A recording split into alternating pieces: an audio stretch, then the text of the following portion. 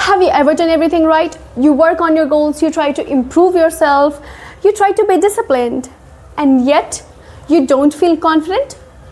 Not enough, not in a deep, grounded way where you walk into the room and you feel like you belong there. Instead, it feels like you're pretending, trying to be confident, hoping no one notices. And the worst part? Sometimes you look at people who are doing less than you, less work, less effort, less discipline, and somehow they seem even more confident. And that thought hurts. Because it makes you wonder, what is wrong with me? Why does confidence still feels out of reach, even when you are doing everything you're supposed to do? Today, we are going to talk about why we don't feel confident even when we are doing everything right. And one of these reasons might completely change the way you see yourself. But be careful, because once you understand this, you won't be able to ignore it. Hello beautiful people, my name is Juhi. Welcome back to my channel. Somewhere along the way, we were taught a lie. The lie is this: confidence comes from doing everything right. Study hard, feel confident. Work hard, feel confident. Improve yourself, feel confident. Simple formula, except confidence doesn't work like that. If confidence worked like a checklist, the most disciplined people would be the most confident ones. But they aren't. Sometimes the girl who studies the most doubts herself the most. Sometimes the girl who works the hardest feels the most insecure. Sometimes the girl who tries the most feels the least worthy. Strange, right? It almost feels unfair. You followed the rules and still confidence never arrived. It's like ordering a package that never shows up. Here's what no one tells you. But confidence doesn't come from doing right.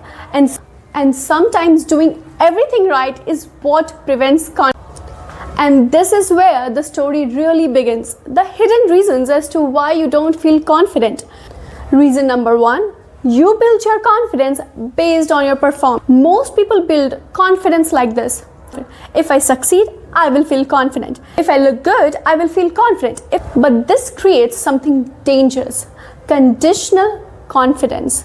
Confidence that only exists when things go well. The moment something goes wrong, confidence disappears. Because it was never really confidence. It was performance-based worth. And performance-based worth is fragile. And if this reason feels uncomfortable, wait until you hear the next one. Reason number two: self-improvement can quietly make you feel inadequate. Self-improvement is powerful, but it has one dark side no one talks about. Every time you try to improve yourself, you send yourself one hidden message: I am not enough yet. Gym, skincare, productivity, books, courses. Each one says, better version coming soon, which sounds motivating until your brain translates it into current version, not acceptable. And suddenly your life becomes one long preparation phase. You are always becoming, never arriving. Always improving, never enough. Let me ask you something honestly.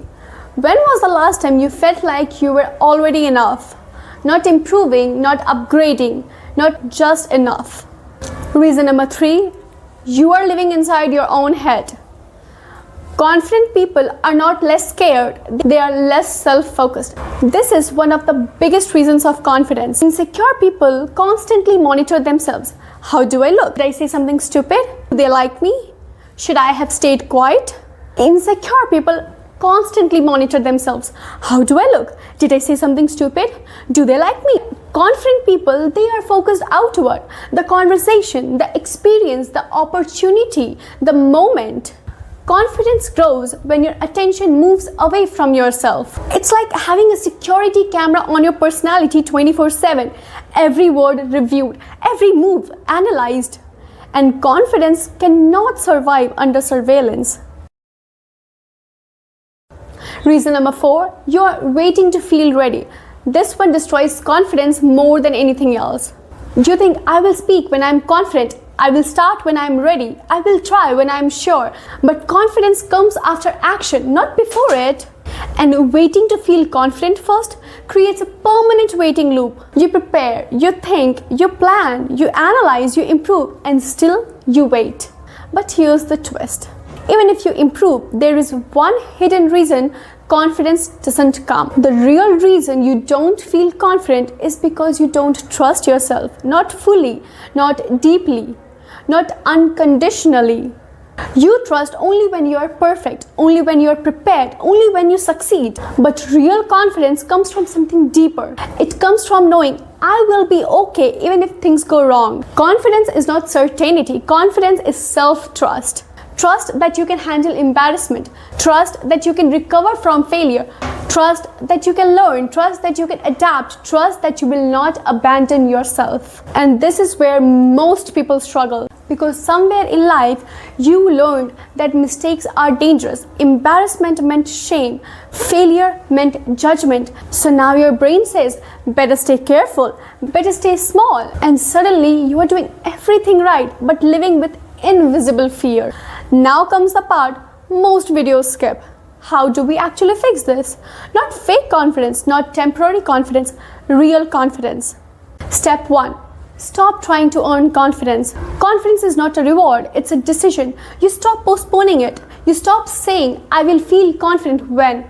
No. Confidence begins with, I am allowed to take up space now. Not later, now. Before perfection, before success, before approval. Step 2.